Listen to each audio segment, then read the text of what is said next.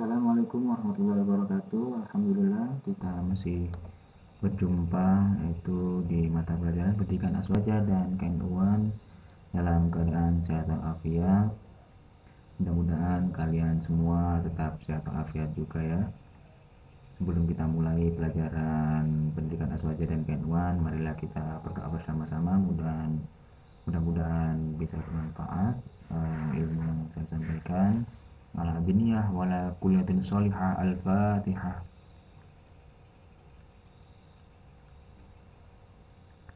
Alhamdulillah, langsung saja ke materi kali ini, yaitu tentang ini pondok pesantren. Jadi pondok pesantren yaitu lembaga pendidikan yang mempelajari, memahami, mendalami, menghayati, dan mengamalkan ajaran Islam dengan menekankan pentingnya moral keagamaan sebagai pedoman perilaku sehari-hari. Ya, jadi dicatat. Jadi di pondok pesantren yaitu mempelajari, memahami, mendalami, menghayati, dan mengamalkan ajaran Islam dan menekankan pentingnya moral keagamaan atau akhlak-akhlak tertentu sebagai pedoman perilaku sehari-hari. Secara harfiah, pesantren berasal dari kata santri yang mendapat awalan pe dan akhiran an, sehingga berbunyi pesantrian yang berarti tempat tinggal santri. Dan untuk istilah yang dimaksud dengan pesantren adalah lembaga pendidikan untuk mempelajari tadi ya, mempelajari, memahami, mendalami, menghayati, dan mengamalkan ajaran Islam dengan menekankan pentingnya moral keagamaan sebagai pedoman perilaku sehari-hari. Dengan demikian, diketahui bahwa pesantren didirikan dengan tujuan utama, yaitu tafakuh fiddin, yaitu mendalami ilmu-ilmu agama ya. Di dalam pesantren yaitu khususnya yaitu mempelajari tentang ilmu-ilmu agama seperti itu. Sekarang kita ke karakteristik pondok pesantren ya. Yang pertama yaitu sebagai lembaga pendidikan Islam tertua di Indonesia, yaitu tentunya pesantren ya. Pesantren adalah pendidikan Islam tertua di Indonesia. Pesantren memiliki 5 elemen, yaitu yang pertama yaitu kiai ya. Kiai dalam dunia pesantren ya adalah sosok yang memiliki keragaman peran, dari mulai sebagai pengelola, sebagai pengawas ya, sebagai pengendali, hingga berperan sebagai pembimbing utama ya, sebagai pembimbing utama jalannya kemajuan dan pengembangan pesantren. Di samping itu, kiai dipandang sebagai figur sentral dari segala ucapan, perbuatan, tingkah lakunya, yaitu dijadikan sebagai pedoman ya, atau topang sebagai guru oleh semua umatnya. Dalam sistem kepemimpinan pesantren, kiai merupakan yang paling utama sekaligus penentu ya, penentu maju atau mundurnya pesantren yang dipimpin. Selanjutnya yang kedua adalah santri ya, adalah para siswa yang mengikuti kegiatan pendidikan secara teratur di pesantren ya. Pada umumnya santri berkeinginan mempelajari ilmu-ilmu Islam secara mendalam ya, di bawah bimbingan kiai. Jadi mereka selalu beringinan untuk mendapatkan ilmu dari sang kiai. Mereka dikenal berpola hidup sederhana, hormat dan tawaduk kepada kiai. Santri dibedakan menjadi 2 kelompok, yaitu santri mukim dan santri kalong. Santri mukim adalah santri yang berdatangan dari tempat yang jauh dan tidak memungkinkannya untuk pulang balik ke rumah ke pesantren. Jadi santri tadi dibagi menjadi 2 ya, yaitu santri mukim dan santri kalong. Kalau santri mukim adalah santri yang berdatangan dari tempat-tempat yang jauh yang tidak memungkinkan untuk pulang balik ke rumahnya. maka dia memilih untuk bertempat tinggal di pesantren atau mondok untuk jangka waktu yang tidak ditentukan oleh ukuran tahun. Tetapi berdasarkan kitab yang dibaca, dan dipelajarinya. Sedangkan santri kalong adalah santri yang berasal dari daerah sekitar pesantren yang mengikuti pendidikan dengan cara pulang pergi antar rumah dengan pesantren. Jadi itu ya, tadi santri ada dibagi dua, yaitu santri mukim dan santri kalong. Kalau santri mukim itu santri yang tinggal di pesantren, akan tetapi kalau santri kalong yaitu santri yang pulang pergi dari rumahnya dan langsung ke pesantren. Seperti itu. Selanjutnya yang ketiga yaitu asrama. Ya. Di pesantren asrama memiliki fungsi ganda, yakni sebagai tempat hunian para santri sekaligus tempat belajar. Jadi kedua fungsi ini merupakan sifat dasar pesantren yang menekankan pendidikan agama dan kehidupan bersama, yaitu selalu berkelompok atau kolektif. Dalam satu kelompok belajar dan berdampingan secara seimbang. Kehidupan kolektif ini ditandai dengan adanya hubungan timbal balik antara santri dan kiai yang hidup dalam satu komplek asrama, di mana para santri menganggap sang kiai sebagai orang tuanya sendiri. Jadi di asrama itu berfungsi ganda, selain untuk mukim juga dijadikan tempat untuk mencari ilmu atau belajar yang dibimbing oleh para ustadz, ustadzah, dan langsung oleh sang kiai. Selanjutnya yaitu yang nomor 4, masjid. Di pesantren, masjid berfungsi sebagai tempat ibadah dan aktivitas belajar mengajar. Ya. Gabungan kedua fungsi ini meniscayakan penetapan waktu belajar mengajar di pesantren yang selalu dikaitkan dengan waktu sholat. Ya. Misalnya mengaji setelah sholat subuh, sesudah sholat asar, dan sesudah sholat maghrib. Ya. Jadi dipaskan waktu belajarnya dipaskan dengan waktu-waktu sholat, ya. Jadi tadi sesudah sholat subuh ngaji, setelah sholat asar juga ngaji, setelah sholat maghrib juga ngaji. Jadi dipaskan. Masjidnya ini menjadi dua fungsi, selain untuk beribadah juga menjadikan tempat untuk belajar. Di samping itu para santri juga memfungsikan masjid sebagai tempat mutolaah. Mutolaah itu artinya yaitu membaca-baca ulang buku atau hafalan-hafalannya, ya. Itu namanya mutolaah. Ya. Dan bahkan sebagian santri ada yang memilih tidur di masjid dalam malam hari. Jadi sebagian santri ada yang memilih, memang tidak semua tidur di asrama. Kadang juga ada santri yang tidur di masjid agar sholatnya bisa tepat, agar ngajinya tidak telat. Nah itu biasanya terjadi pada santri-santri yang beler. Nah, terjadi pada santri-santri yang males. Itu mereka menyiasatinya yaitu tidur di masjid kalau malam hari agar ketika nanti dibangunkan sholat subuh langsung belajar dengan tidak telat, seperti itu. Yang nomor 5, pembelajaran kitab salaf, ya, oleh masyarakat pesantren. Yaitu masyarakat pesantren di sini yaitu ada kiai, ustadz, dan para santri. Kitab salaf dipandang sebagai alasan pokok munculnya pesantren. Oleh sebab itu, dalam tradisi pesantren, kualitas pengetahuan seseorang ditentukan berdasarkan jumlah kitab yang telah dan pernah dipelajari dalam pondok pesantren dan kepada kiai mana ia mengaji. Nah, ya.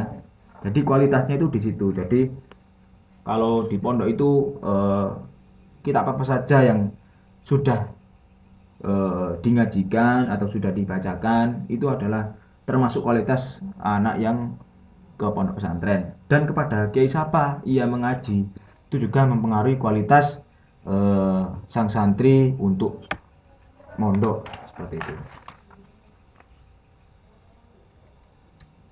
ya. Kitab salaf dipandang sebagai alasan pokok munculnya pesantren. Oleh sebab itu dalam tradisi pesantren juga kualitas pengetahuan seseorang ditentukan berdasarkan jumlah kitab loh, ya. Jadi pengetahuan seseorang ini ditentukan berdasarkan jumlah kitab yang telah dipelajarinya dan kepada kiai mana ia mengaji. Biasanya pembelajaran kitab kuning dimulai dari kitab kecil atau mabsutot yang berisi teks ringkas dan sederhana. Baru kemudian lanjut ke kitab-kitab yang sedang atau mutawasid, ya, yang sedang atau mutawasid.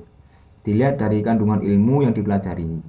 Jadi kitab-kitab yang menjadi bahan ajar meliputi nahwu, shorof, fikih, usul fikih, hadis nabi, tafsir Quran, akidah akhlak, dan beberapa kitab-kitab tentang sejarah Islam. Nah, itu.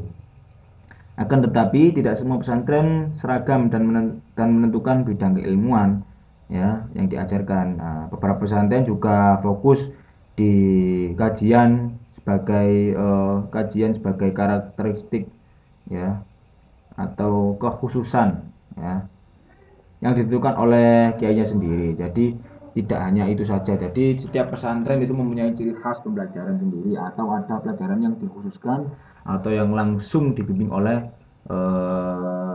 kiai.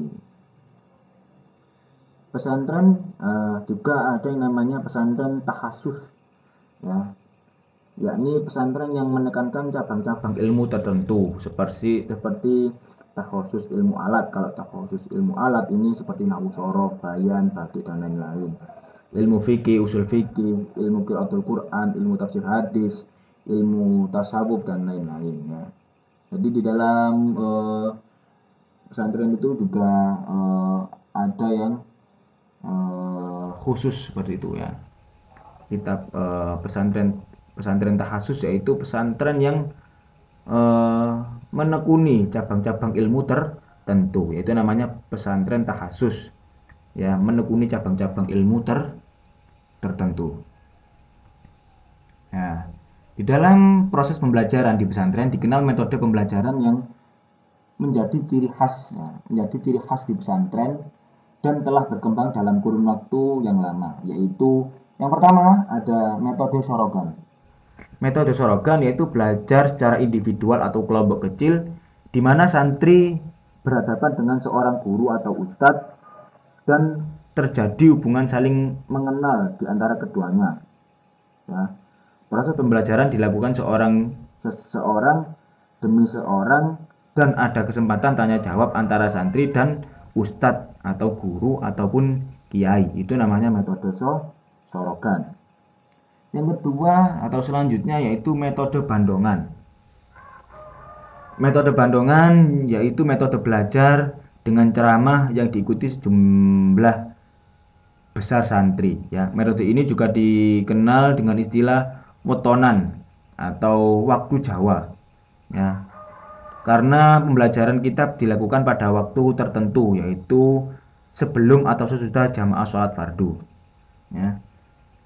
Yang terakhir yaitu metode halaqah. Nah, metode halaqah yaitu metode belajar dengan mendiskusikan isi kitab untuk memperdalam pemahaman.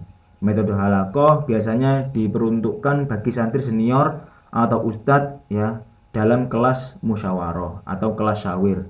Ya, ini juga bisa dinamakan dengan metode bahsul masail. Nah, itu juga hampir sama dengan metode halaqah ini, yaitu sharing untuk memperdalam pemahaman ya. Tapi ini untuk metode halaqah ini khusus ya untuk santri senior ya dan ustadz ya dalam kelas musyawarah.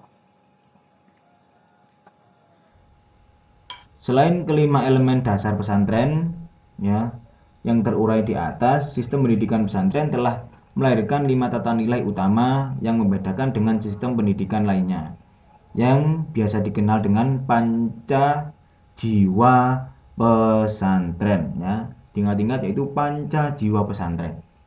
Yang pertama yaitu jiwa keikhlasan atau ketulusan bekerja untuk tujuan bersama-sama ya, yang tidak didorong oleh keinginan memperoleh keuntungan tertentu, tapi semata-mata demi ibadah kepada Allah. Jadi keikhlasan ini terbentuk oleh suatu pandangan bahwa kehidupan ini secara keseluruhan sebagai kerja peribadatan, ya. Al hayatu kulluha ibadah, ya. Pandangan hidup sarwa ibadah. Inilah yang membentuk suatu keyakinan bahwa perutaan bagi pasti dibalas Allah dengan balasan yang baik atau bahkan mungkin lebih baik. Jadi di pondok itu kita diajarkan untuk kerja yang ikhlas. Diperintah kiai, diperintah ustadznya. Jadi kita tidak meminta